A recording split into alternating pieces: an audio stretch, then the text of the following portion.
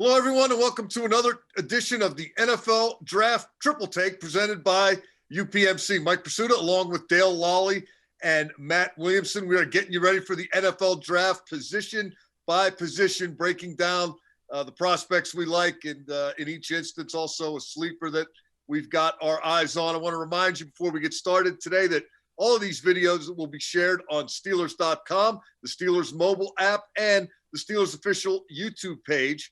The audio can be heard on the Triple Take podcast and also on Steelers Nation Radio.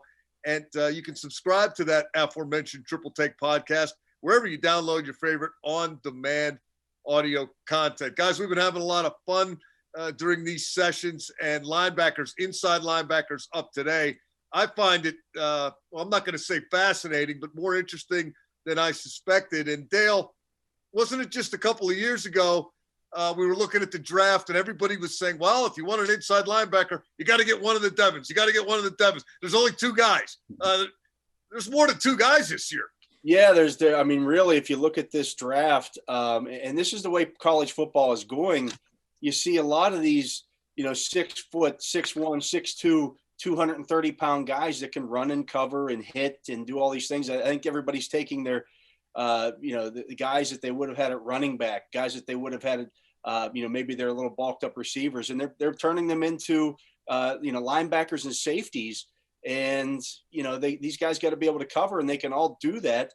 There's a couple of freakish, throwback type guys as well that are the bigger type that can still move. But a lot of these guys are in that 6 foot, 6'1" range, but they can run and cover and do all these things. And it's deep.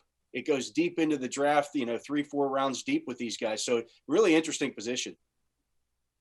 Matt, do you see this a factor in, it's the way college football is being played, right? You got to find these guys. So they are either finding them or developing them, but it's the NFL that's going to benefit. Yeah, speed's the key, obviously. You see in the college ranks, so many spread formations that these guys have to drop into coverage, play in space, and that's absolutely translating to the NFL. You mentioned Devin and Devin. You watch the Super Bowl, you watch those two Bucs linebackers flying around and the difference they make. There's an old adage that, if you're slow at the Mike linebacker position, you have a slow defense. If you're fast there, you have a fast defense. And teams are trading up for linebackers and drafting them higher if you can get a guy that never leaves the field. Let's get right to our top five, and then we'll get to the sleepers last. Matt, we'll keep it with you to lead things off. Who's your number five? I had a hard time narrowing it down, to be honest with you. When I dug into this position, there was maybe 10 guys I thought were worthy of a top five type of standard. So I left some good ones off. I went with Nick Bolton out of Missouri as my fifth guy. Super solid. I thought he was really good in all areas. Playmaker. Didn't jump off the page in any one specific spot, but I thought he was really safe, really solid, really productive. Yeah, I had him at 4, Matt. I have Jamin Davis from Kentucky at 5. I think Bolton's a little more polished than Davis. Davis is just a one-year starter, but man, 6'4", 234, moves well. Just made play after play this year. This was really his only year as a full-time starter, though. Can get his hands on the ball. He had 3 interceptions this year. Does a lot of great stuff. And again, that size is intriguing at this position. When you have that 6'4" frame, you would think that he could easily get up to 240, 245 and still maintain a lot of that speed. Yeah, I had him actually at 4, mostly because of the height difference, just because he's kind of a rare tight end matchup maybe at the next level. I'll go with a third different choice for number 5. I went with Jabril Cox from LSU, a guy who I like in terms of his trajectory. North Dakota State initially, and everybody knows by now how good a program that is at its level. Then he steps up in class, 6.5 sacks at LSU. And I think he's one of those guys who's got a lot of athleticism, a lot of versatility. And the arrow is pointing up, as a wise man likes to say around here. So he's my number 5. My number 4 is, and I'm probably going to butcher the name, but Matt, it's my turn to butcher names. Jeremiah Owusu-Koramoah from Notre Dame. Did I say that right? Owusu-Koramoah. Another relatively lighter stick and move kind of guy that has the ability to get around the field and can be a chess piece. And isn't everybody looking for chess pieces. Dale, let's double back and talk about your number 4 a little bit. Yeah, Bolton, a 2-year starter at Missouri. He's young. He's just 21 years old. To your point about Cox, Mike, he's already 23. That's why I kind of pushed him down a little bit on my board here because of the transfer. He's a little bit of an older prospect here. But when you look at Bolton, just as Matt said with him, really does you really have to work hard to find holes in his game. He does everything pretty well. Just a little bit undersized when it comes. He's 6 foot 232. Not that that's completely undersized in today's, what we're seeing come out of here, but really good football player. He could easily, these guys could go in any order. That's the crazy thing about this. I mean, it just depends on what you're looking for. Matt, you and I are somewhat on the same page as we take a look at your number 4, Jamin Davis from Kentucky. Yeah, and Dale mentioned him earlier. I love the height, the length, the tackle radius, the long arms, the ability to disrupt passing lanes. Still somewhat of a moldable piece of clay, but that clay is really athletic, and there's a lot of traits there. Had a really good year, his 1 year as a starter, as Dale mentioned. There's work to be done there, but I think he's a modern-day pass coverage guy that plays the run pretty well despite as tall as he is. Yeah, a couple things that jumped out when I was looking at him, and he's my number 3, by the way. Well, did I pronounce that right? Is it Jamin or Jamin? I think it's Jamin. Yeah. All right, let's go with Jamin Davis. 85-yard pick 6 against Tennessee. And, oh, by the way, he somersaulted into the end zone at the end of it. That was kind of fun. And I saw him take the ball away in the run game as well as the passing game. And he's active. He can catch it. He can get up there and stick you and pry it out or pop it out. Just looks like a guy that is doing all the things at the college level that they're going to want people to do at the professional level. Matt, you got the Notre Dame kid at number 3. And Dale, you went with the guy we haven't talked about yet, but we are going to a lot, Zaven Collins from Tulsa. He is living on Tulsa time, isn't he? Yeah, I mean, he fills up the entire stat sheet, and he is, again, when we talk about the different sizes of these guys, this is about as big of an inside linebacker as you could find in today's football. 6'4", 260, but had 54 tackles, 4 sacks, 4 interceptions in 8 games in 2020.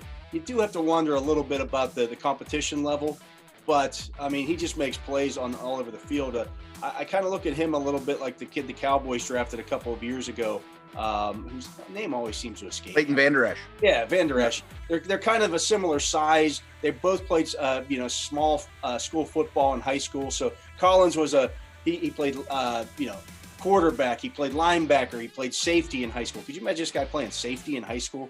So he's had the ability to play all over the place, coming from a small school in high school. And, that kind of shows up with some of the stuff that he does on tape. He still moves like a smaller man. I like Collins a lot. I had him at 2. You mentioned Vander Esch. I saw some Brian Urlacher even, who also had a safety background, or Jamie Collins or Anthony Barr, some of these guys that maybe could be a 3-4 outside linebacker type too. Rushes the passer well off the edge. As we mentioned with Davis, has some tight end matchup traits, the 6'4", 6'5" receivers that you see now, or the big slot receivers. Moves really well in space, highly productive, and doesn't seem to lose the leverage battle all that much with, taking on bigger blockers. Yeah, I got Collins as my number 2. What really amazed me about him, 260 pounds, and he looks svelte. I mean, he looks like there's very little body fat. He just carries 260 like he was meant to carry 260. We talked about the 85-yard pick 6 a moment ago. Collins had an 86-yard pick 6, beating Davis by a yard. He did it in double overtime against Tulane, and when he got to the end zone, he didn't look tired. This guy just he rode the green wave into the end zone, Mike. Huh?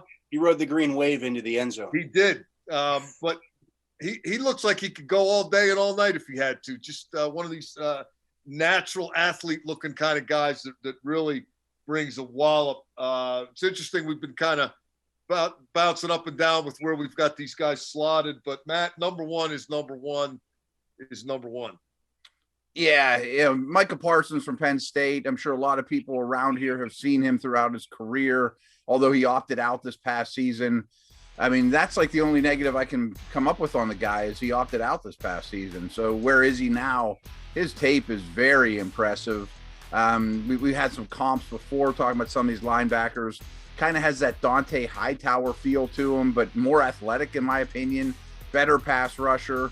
I've heard some of these draftniks say if he would have just been an edge and just came off the edge as a pass rusher, maybe he'd be at the top of the list of the edge group as well. I could see that. He's a little unrefined, but man, there are some unbelievable traits. I mean, he's a downhill thumper, great in space, does it all. Yeah, I like him a lot as well. And there's a lot to like. If you look back at his final season at Penn State in 2019, he had 109 tackles, 5 sacks, 15 of those tackles were for a loss. He plays behind the line of scrimmage or on the other side of the line of scrimmage. And really, I mean, that's what you want those linebackers who can make plays for you on both sides of that line of scrimmage and at all 3 levels. And really, when you looked at all these guys, and we could have easily put 8 other guys on this top 5 list. They all do this. It's crazy. This is as deep an inside linebacker group as I can remember seeing in a long time. Yeah, Dale, a couple of those tackles you mentioned by Parsons in the backfield against J.K. Dobbins and Justin Fields. There's no degree of difficulty or level of competition concerns. The guys who are either already in the league doing good things or are about to become guys who are entering the league and poised to do good things. He's done it to them. Really, really fun to watch this guy. It cracked me up. I was watching the Michigan game from a couple of years ago, and at one point Chris Fowler just blurts out, "Is he playing fast or what?" Like, everybody looks fast against Michigan, right, Mike? Well, right, but I mean, Fowler's done this before, and he was just taken aback by how well the guy was playing, and I was there with him. I think my comp for Parsons is Jefferson from Fast Times at Ridgemont High. I like it. What round do you think he's going to go in? Yeah, tackle by Jefferson. Yes. Medical questions. He doesn't have his car. He won't be able to get to the facility. Let's go to our sleepers. I'll lead it off because I got a guy who's pretty sleepy, but I like him anyway. And he might not be anything more than a special teams player, but you need those two. Grant Stewart of Houston. He's got the long red hair. You can't miss him. Reminds me of Damata Pecco. I think that's why I like him. But they were loving this guy at the Senior Bowl, and he's considered a guy who is going to find a way to stay in the league for a long time because he plays 1,000 miles an hour on teams. And, hey, you need that. Yeah, and that's, when you get to these later round guys, Mike, especially the inside linebackers, they are going to be special teams stars, or at least they better be. And my guy is Garrett Wallow out of TCU. Matt and I have talked a lot about him on the drive. He always seems to be there for us in that 6th, 7th round. And he's a converted safety, but he's 6'2", 224 pounds. He's pretty good in coverage, good timing on his blitzes. And you'd like to see him bulk up a little bit, but he can play some teams for you while he does that. And I think he's a nice sleeper. Yeah, in that vein, I went with a guy from your favorite school, Mike, the Michigan Wolverine, Cameron McGrone. Fast, he's all over the field, can be a little out of control, but plays really hard. Looks like a stud special teamer as he learns if he's going to get it or not. We'll see, but that's what you look for. Yeah, Devin Bush's replacement. So yeah, right. Why not? Yeah, it's interesting. Some different names on all of our lists, and I was really surprised how deep this position was. You haven't heard the people, the draft analysts talking as much about that. It's, this is deep in tackles. It's deep in receivers. It's deep in linebackers. I mean, really. And this is what we're seeing, right? You're getting more quarterbacks, more receivers, more tackles, and now more inside linebackers, guys that can deal with all of those guys. And it's good news for teams that are looking to upgrade their defense because help could well be on the way. I want to remind everyone you can catch these videos on Steelers.com, the Steelers mobile app, and the Steelers official YouTube page.